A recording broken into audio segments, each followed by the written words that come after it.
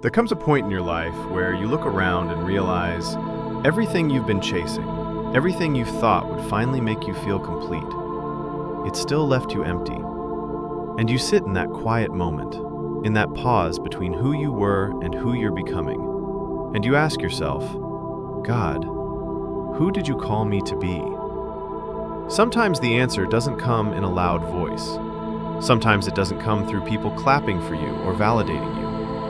Sometimes it comes in the silence. In the moments where it feels like everybody else has their life figured out, and you're just trying to figure out your next step. But hear me, that place of searching is not failure. It's not confusion. It's the invitation. Because before God shows you who you're called to be, He'll first show you who you are not. And that's why certain friendships don't fit anymore. That's why certain habits feel heavy now. That's why the places you used to run to for comfort don't give you peace anymore. You're outgrowing what was never meant to hold your calling. Some of you feel lost, but you're not lost.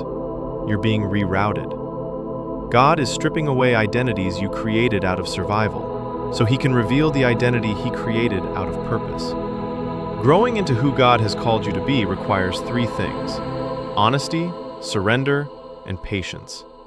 And honesty is the hardest part, because you have to admit that some of the versions of yourself you built weren't built on purpose. They were built on pain, built on insecurity, built on trying to prove you're worthy, built on the need to be accepted by people who were never meant to define you. But God says, let me show you who you are when you're not trying to impress anybody. You're searching, yes, but you're searching in the right direction now. You're searching with faith, and God can work with that. The next part is surrender, and that's tough, because surrender isn't passive. Surrender doesn't mean give up. It means give it to God. It means asking yourself, what have I been trying to control that was never mine to carry? Whose approval have I been chasing that God never told me to chase?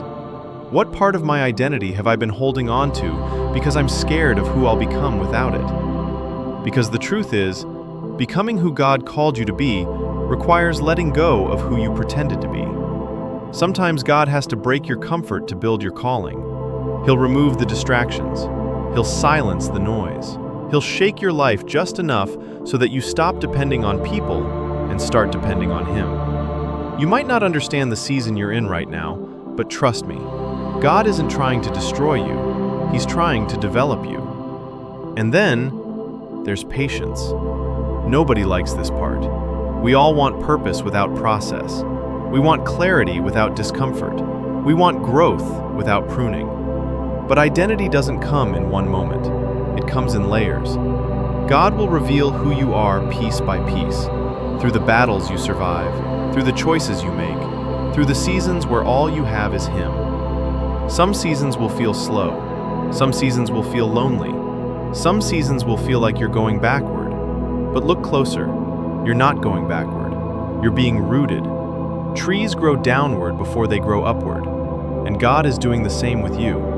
Before He elevates you, He stabilizes you. Before He uses you, He strengthens you. Before He reveals your calling, He builds your character. Don't rush the process. Don't despise the waiting. Your identity is being shaped in rooms nobody sees. Your purpose is being formed in prayers nobody hears. Let me tell you something. God didn't call you to be average. He didn't call you to repeat your family's patterns. He didn't call you to be defined by your past.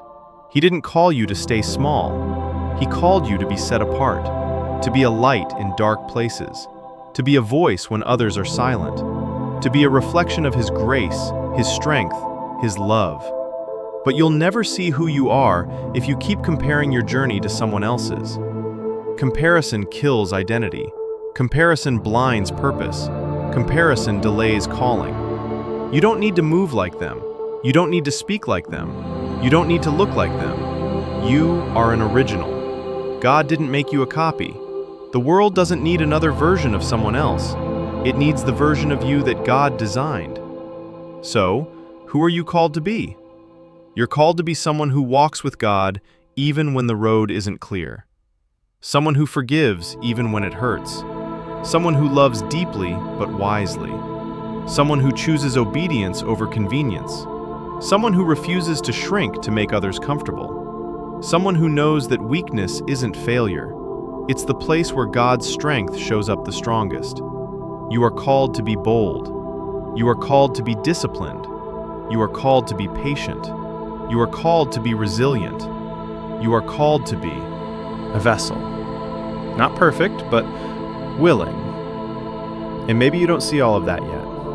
Maybe you still feel lost. Maybe you're still trying to figure out who you're becoming. That's okay. God specializes in unfinished. He specializes in people who feel unqualified, uncertain, and unseen. He's not intimidated by your flaws. He's not disappointed by your confusion. He's not surprised by your questions. He's shaping you. He's calling you. He's speaking identity over you even when you can't see it yet. So keep searching, but search with expectation. Search with faith. Search with the confidence that your identity isn't something you invent. It's something God reveals. And when He finally shows you who you truly are, you'll look back at this season and realize you weren't lost, you were being led.